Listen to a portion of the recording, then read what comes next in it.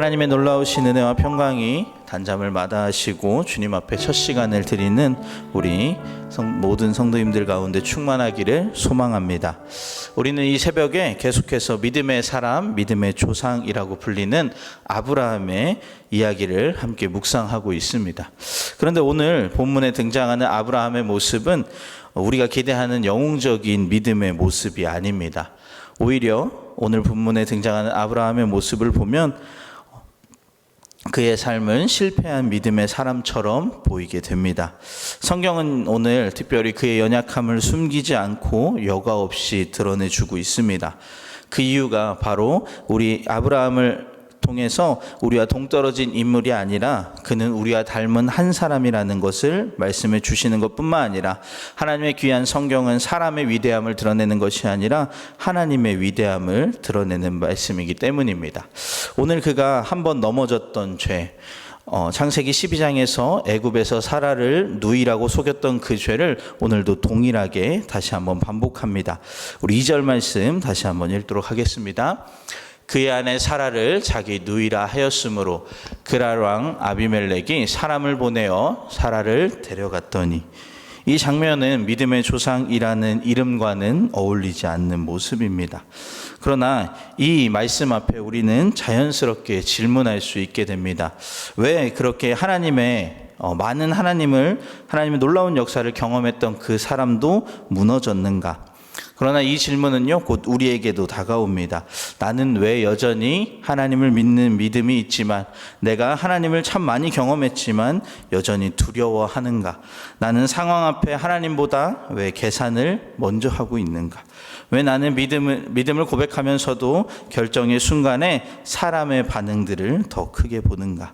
이러한 실패의 이야기를 통해 우리는 인간이 얼마나 연약한지를 볼 뿐 아니라 우리가 붙들어야 될 것이, 연약한 인간인 우리가 그렇기에 붙들어야 될 것이 무엇인지를 분명하게 보여줍니다. 인간은 반복해서 무너지고 하나님은 반복해서 언약을 붙드십니다. 이것이 창세기의 흐름이고 오늘 본문의 핵심입니다. 오늘 이 말씀들을 통해 우리가 붙잡아야 할 은혜가 무엇인지 발견하시는 이 새벽의 시간이 되기를 소망합니다. 첫 번째로 우리가 발견할 수 있는 은혜는요, 하나님의 말씀은 우리의 살 길이 되신다는 것입니다. 오늘 2절 말씀에 아브라함이 그의 아내 사라를 자기 누이라 하였으므로 그랄 왕 아비멜렉이 사람을 보내 사라를 데려갔더니 라고 표현합니다. 여기는요, 정확한 인과관계가 드러나 있습니다. 왜 아비멜렉은 사라를 데려갔습니까? 그 이유는 아브라함이 자기 누이라고 그를 하였기 때문에 아비멜렉은 아무런 의심 없이, 그리고 그것에 윤리적인 문제가 없다고 생각하여 사라를 데려간 것입니다. 그런데 신기하게도요, 하나님은요, 아브라함을 책망하지 않으십니다. 그리고 하나님은 먼저 아비멜렉에게 찾아가십니다. 우리 3절 말씀 함께 읽겠습니다. 그 밤에 하나님이 아비멜렉에게 현몽하시고 그에게 이르시되, 내가 데려간 이 여인으로 말미암아 내가 죽으리니 그는 남편이 있는 여자임이라. 참 억울하지 않겠습니까? 아비멜렉은 나는 이 사라라는 여자가 결혼한지도 모르고 있었고, 분명히 그들은 자신의 입으로 그는 나의 누이라고 이야기했고 아브라함은 나의 오라비라고 이야기합니다. 그는 아무런 문제가 없다는 것을 확인한 후에 그녀를 데려간 것입니다. 그러나 하나님께서 오늘 아비멜렉에게 찾아가서 그는 남편이 있는 여자임을 밝히십니다. 그런데 이 한 문장이요, 오늘 우리가 하나님께서 우리가 죄를 짓기 전에 막으시는 분이란 것을 발견하게 하십니다. 우리 6절의 말씀 함께 읽도록 하겠습니다. 하나님이 꿈에 또 그에게 이르시되, 내가 온전한 마음으로 이렇게 한 줄을 나로 알았으므로 너를 막아 내게 범죄하지 아니하게 하였나니 여인에게 가까이 하지 못하게 함이 이 때문이니라. 하나님께서는요, 그의 마음을 알았다는 거예요. 그래서 그가 범죄하기 이전에 먼저 그가 그렇게 행동할 수 없도록 막아주셨다는 이야기입니다. 그리고 7절 말씀은 이렇게 이야기합니다. 이제 그 사람의 아내를 돌려보내라. 그는 선지자라. 그가 너를 위하여 기도하리니 내가 살려니와 내가 돌려보내지 아니하면 너와 내게 속한 자가 다 반드시 죽을 줄 알지니라. 이 반드시 죽는다라는 표현이요, 우리에게는 협박처럼도 들리고요, 경고의 메시지로도 들립니다. 그런데 우리가 잘 아는 에덴 동산에서 주님께서 그들에게 뭐라고 말씀하십니까? 이것을 먹는 날에는 너희가 반드시 죽으리라 라고 말씀하셨습니다. 이것은 하나님의 경고의 말씀이 아니라 사실은 이것을 먹으면 네가 죽으니 먹으면 안 돼 라는 것을 알려주시는 하나님의 말씀이었던 거예요. 오늘 아비멜렉에도 동일합니다. 이것은 심판의 경고가 아니라 그에게 생명의 길을 제시해 주시는 하나님의 귀한 말씀이었다는 것입니다. 이것을 통해 아비멜렉의 집이 막힌 것도, 사라가 더럽혀지지 않은 것도, 약속이 보호된 것도 모두 하나님께서 그를 살리려는 하나님의 개입이었음을 알 수 있습니다. 이것을 생각하며 하나님의 말씀은 언제나 우리를 살리려 한 말씀임을 기억하시기를 소망합니다. 그런데 오늘 아비멜렉과 반대의 모습을 보여주는 것이 바로 아브라함의 실수였습니다. 그는 단순히 거짓말을 하는 것이 아니라 그가 이야기한 그 거짓말의 뿌리는 두려움에서 나오고 있습니다. 우리 11절 말씀 함께 읽도록 하겠습니다. 아브라함이 이르되 이곳에서는 하나님을 두려워함이 없으니 내 아내로 말미암아 사람들이 나를 죽일까 생각하였음이요. 이 말은 결국 이러한 고백이 아니겠습니까? 하나님보다 사람들이 나를 죽일 것 같습니다. 하나님이 나를 지켜주시는 분이 아니라 사람들이 하나님보다 더 커 보입니다. 하나님의 약속보다 우리의 현실의 상황이 나에게 더 큰 문제로 다가옵니다. 이것은요, 단순히 두려움이 아니라 그 안에는 진정한 생명이 누구에게 있음을 알지 못하는 믿음 없는 고백인 것입니다. 사랑하는 성도 여러분, 우리 오늘 하나님의 말씀이 진정한 생명의 길인 줄을 믿으시기를 소망합니다. 오늘 아비멜렉을 살리신 그 하나님의 마음이요, 바로 우리를 향한 하나님의 사랑임을 기억하시기를 소망합니다. 세상의 말이 아니라 하나님 말씀을 온전히 붙드는 저와 여러분들이 되시기를 간절히 소망합니다. 두 번째는요, 죄를 드러내시는 은혜입니다. 하나님은 이 사건에 개입하시면서 단순히 하나님께서 개입하신 목적은 상황을 수습하기 위함이 아님을 알려주십니다. 하나님께서는요, 아브라함의 죄의 장면을 정면으로 드러내고 계십니다. 그리고 성경은 이 장면을 우리에게 적나라하게 보여줍니다. 우리 9절에서 10절 말씀 함께 읽도록 하겠습니다. 아비멜렉이 아브라함을 불러서 그에게 이르되 내가 어찌하여 우리에게 이렇게 하느냐? 내가 무슨 죄를 내게 범하였기에 내가 나와 내 나라가 큰 죄에 빠질 뻔하게 하였느냐? 내가 합당하지 아니한 일을 내게 행하였도다 하고 아비멜렉이 또 아브라함에게 이르되 내가 무슨 뜻으로 이렇게 하였느냐? 이 장면은 조금 아이러니합니다. 믿음의 조상이요, 하나님의 사람이라고 불렸던 그가 이방 왕 앞에 신문을 당하는 자리입니다. 이것은요, 믿음의 사람이요, 불신자에게 책망받는 장면이라고 할 수도 있겠습니다. 그런데 이것이 바로 아브라함과 우리의 현실이라는 것입니다. 그런데 이 장면에서 아브라함은요, 멋있는 믿음의 말로, 아니면 자신의 죄를 탐복하는, 자신이 잘못했다는 이야기를 하는 것이 아니라 궁색한 변명을 이어가고 있습니다. 우리 11절부터 13절 말씀 읽도록 하겠습니다. 아브라함이 이르되 이곳에서는 하나님을 두려워함이 없으니 내 아내로 말미암아 사람들이 나를 죽일까 생각하였으며 또 그는 정말로 나의 이복 누이로서 내 아내가 되었음이니라. 하나님이 나를 내 아버지의 집을 떠나 두루 다니게 하실 때에 내가 내 아내에게 말하기를 이후로 우리의 가는 곳마다 그대는 나를 그대의 오라비라 하라. 이것이 그대가 내게 베풀 은혜라 하였노라. 아멘. 이 변명은요, 참 궁색합니다. 그리고 자기 합리화로 가득한 것을 볼 수 있습니다. 아브라함은요, 끝까지 자신이 잘못했다는 이야기를 인정하기보다 환경을 탓하고 사람을 탓하고 상황을 탓했습니다. 그리고 그 결정적인 고백이 그에게서 나옵니다. 우리가 가는 곳마다 이렇게 하기로 약속했다. 이 말은 무엇입니까? 애굽에서 이미 반복했던 그 죄임을 하나님께서 드러내 주셨는데도 그는 그것을 또다시 반복하는 죄의 패턴을 짓고 있다는 것입니다. 이것은 아브라함이 넘어졌던 죄를 해결하는 것이 아니라 다시 짓고 그것을 이미 자신 안에 합리화하며 살아왔다는 것을 증명합니다. 그런데 하나님께서는요, 이 아브라함의 죄를요, 오늘 낱낱이 드러내 주십니다. 아브라함의 가장 부끄러운 말, 가장 연약한 변명을 성경은 그대로 기록하고 있습니다. 이 이유는 무엇일까요? 하나님께서는요, 우리의 죄를 덮어서 고치지 않으시기 때문입니다. 하나님께서는요, 우리의 죄를요, 드러내서 고치시는 분입니다. 우리는 흔히 이렇게 기도합니다. 하나님, 이 일만은 하나님 들키지 않게 해주세요. 그러나 때로는 하나님께서는요, 그 기도를 거절하시기도 합니다. 왜냐하면 그것이 드러나야 그 상처를 도려낼 때에 분명한 치유가 시작되기 때문입니다. 요한일서 1장 7절은 이렇게 이야기합니다. 우리가 빛 가운데 행하면 그 아들 예수의 피가 우리를 모든 죄에서 깨끗하게 하실 것이요. 아브라함의 죄가 이방왕 앞에서, 사람들 앞에서 드러난 것은요, 그를 망하게 하기 위함이 아니셨습니다.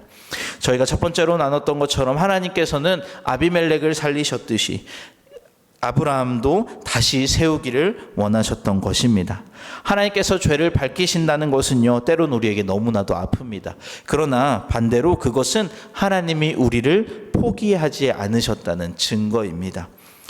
그런 이야기가 있습니다. 사랑의 반대말은 미움이 아니라 무관심이라고요. 하나님께서는요, 우리를 너무 사랑하시기에 하나님께서는 여전히 우리의 죄를 다루고 계신다는 것입니다. 우리가 때로는 넘어져도 실수해도 하나님은 그것들을 다시 치유하시는 분인 줄 믿습니다. 그렇기에 하나님께서 우리에게 죄를 알게 하신 것은 참으로 큰 은혜요, 심판이 아니라는 사실을 기억하시기를 소망합니다. 그래서 그 부끄러움을 하나님께서 주실 때에 우리가 그것으로 끝나는 것이 아니라 이제는 다시 한번 하나님께서 드러내 주신 그 죄 위에서 은혜를 부으시는 하나님을 의지하며 그 죄와 완전히 단절하실 수 있는 우리 성도님들이 되시기를 소망합니다. 마지막으로 하나님의 언약이 우리보다 큼을 오늘 성경을 통해 우리는 알 수 있습니다. 하나님은 이 모든 사건 가운데서 분명하게 말씀하셨습니다. 아브라함은 실패하였지만 하나님의 언약은 실패하지 않았음을. 아브라함은요, 분명히 흔들렸습니다. 아브라함은 하나님의 약속을 믿지 못하였습니다. 그런데 오늘 본문에 하나님께서는 이 언약을 신실하게 지키시는 것을 볼 수 있습니다. 우리 18절 말씀 함께 읽어보도록 하겠습니다. 여호와께서 이 왕의 아브라함의 아내 사레의 일로 아비멜렉의 집의 모든 태를 닫으셨더라. 아멘. 하나님께서는요, 오늘 본문에 아비멜렉의 집에 태를 닫으셨다라고 표현합니다. 이것은 하나님께서 그의 생명의 문을 잠그신 것입니다. 그리고 많은 주석가들은요, 아비멜렉이 그래서 그 사례와 동침할 수 없는 상태였다라고 표현합니다. 왜 하나님께서는 그를 그렇게 막으셨을까요? 하나님께서는 사라를 통해 태어날 언약의 씨 이삭이 오염되지 않도록 하나님께서 보호하셨다는 것입니다. 아브라함은요, 실패하여 거짓말하여 그의 죄로 인하여 아비멜렉에게 사라가 넘어갔지만 하나님께서 그 안에서도 언약을 신실하게 지키셨던 것입니다. 이 장면은 하나님의 결연한 의지를 보여줍니다. 하나님은 인간의 실수 위에 자신의 약속을 올려놓지 않으십니다. 하나님은 약속을 지키시기 위해 상황을 뒤흔들기도 하십니다. 그런데요, 여기서 더욱 이해되지 않는 장면이 하나 등장하는데요, 하나님은요, 아비멜렉에게 이렇게 말씀하십니다. 우리 7절의 말씀 함께 읽겠습니다. 이제 그 사람의 아내를 돌려보내라. 그는 선지자라. 그가 너를 위하여 기도하리니 내가 살려니와 내가 돌려보내지 아니하면 너와 내게 속한 자가 다 반드시 죽을 줄 알지니라. 이 말씀은 실로 충격적일 수도 있습니다. 거짓말로 인해서 나에게 큰 죄를 지게 할 뻔했던 아브라함이 선지자라는 것입니다. 그리고 그가 너를 위해서 기도할 것이다 라고 하나님이 말씀하시는 거예요. 인간적인 마음으로 또 우리의 상식으로는 이해되지는 않는 것 같습니다. 그의 모습은 참으로 연약할 뿐 아니라 하나님의 사람이라는 사람이 그렇게 거짓말을 할 수 있는가라고 생각할 수 있습니다. 그러나 하나님은요, 실패한 아브라함을 오늘 성경을 통해 여전히 선지자라 불러주십니다. 하나님은 넘어진 아브라함의 직분을 거두시지 않으십니다. 그 이유는 무엇입니까? 그것이 하나님의 언약이기 때문입니다. 하나님이 그를 사용하신 근거는요, 아브라함의 행위가 아니었습니다. 하나님은 자신의 언약에 근거하여 그를 사용하셨다는 것입니다. 이 장면이 우리에게 주는 메시지는 분명합니다. 하나님의 일은요, 우리의 완전함에 달려있지 않다는 것입니다. 하나님의 사역은요, 우리의 성숙함에 달려있지 않다는 것입니다. 하나님의 언약은 우리의 연약함보다 큰 줄 믿습니다. 그래서 하나님은요, 때로는 우리의 연약함을 그대로 안고 우리를 사용하시기도 합니다. 하나님이 완벽해진 상태로 준비되었을 때 우리를 사용하시는 것이 아니라, 하나님은 죄가 다 사라진 그러한 완전한 모습의 우리를 사용하시는 것이 아니라 하나님을 회복하시는 가운데 우리를 부르시며 우리를 사용하시는 줄 믿습니다. 사랑하는 성도 여러분, 우리가 각자에게도 하나님 맡기신 자리와 사명이 있으실 것입니다. 그런데 우리는 종종 이렇게 이야기할 때가 있습니다. 주님, 저는 아직 부족한데요. 주님, 제가 봐도 저는 자격이 너무 없는데요. 주님, 조금만 더 준비하면 안 되겠습니까? 이렇게 이야기합니다. 그러나 오늘 본문을 통해 주님은 우리에게 분명히 말씀해 주십니다. 하나님은 자격 있는 사람을 찾는 분이 아니라 언약을 붙드는 사람을 사용하시는 분이십니다. 아브라함은 너무나도 연약했지만 하나님의 언약을 가진 사람이었습니다. 그 언약 때문에 하나님은요, 그를 다시 세우셨고, 하나님은 그 언약을 통해 그를 사용하시며 그를 통해 생명을 회복시키셨습니다. 그래서 우리가 보았던 본문에서 아비멜렉의 집을 위해서 그가 기도할 때에 그의 집에 태의 문이 다시 열리고 생명이 흐르게 된 것입니다. 아브라함의 의로움 때문이 아니라 하나님의 신실함 때문이었음을 기억하시기를 소망합니다. 그리고 오늘 이 말씀은 우리에게도 동일하게 선언됩니다. 우리가 흔들려도 하나님의 언약은 흔들리지 않음을 믿으시기를 소망합니다. 때로는 우리가 무너져도 하나님의 계획은 멈추지 않으심은 기억하시기를 소망합니다. 우리가 포기해도 하나님은 포기하지 않으십니다. 그러므로 우리의 연약함 때문에 뒤로 물러서지 않기를 소망합니다. 실패 때문에 하나님의 부르심을 의심하지도 않기를 소망합니다. 하나님은 여전히 우리를 부르고 계십니다. 그리고 오늘도 하나님은 우리에게 말씀하십니다. 그는 내 사람이라 내가 다시 사용하겠다. 이 언약을 붙들고 오늘도 믿음으로 순종하며 하나님께서 맡기신 각자의 자리에 믿음 안에 순종함으로 하나님의 귀한 일들을 이뤄가시는 저와 여러분들이 되기를 소망합니다. 오늘은 우리는 수습이라는 단어를 다시 한번 배웠으면 좋겠습니다. 사실 매일 성경을 열어보시면요, 오늘 말씀의 제목이 실패와 수습입니다. 수습에는요, 두 가지의 의미가 있는 것 같습니다. 첫 번째로는요, 정리한다라는 뜻입니다. 그리고 두 번째로는 배우고 익히다라는 뜻이 있습니다. 하나님은요, 우리의 실수를 수습하십니다.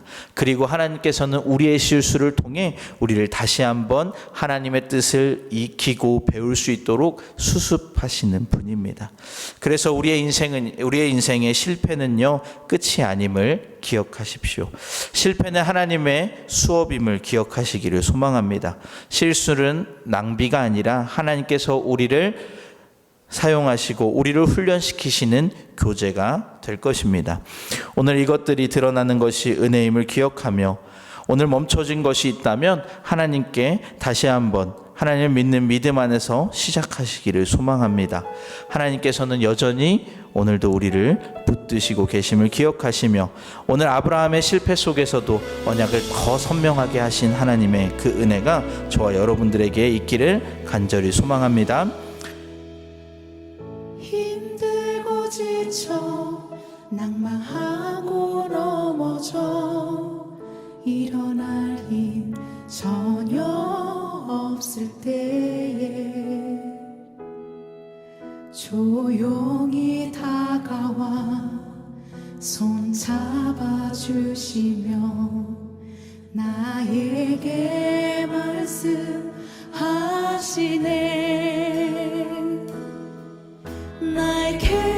실망하며 내 자신 연약해 고통 속에 눈물 흘릴 때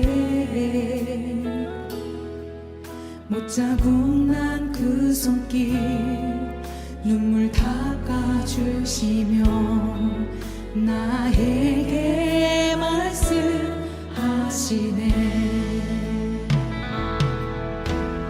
너는 내 아들이라 오늘날 내가 너를 낳도다. 너는 내 아들이라 나의 사랑하는 내 아들이라.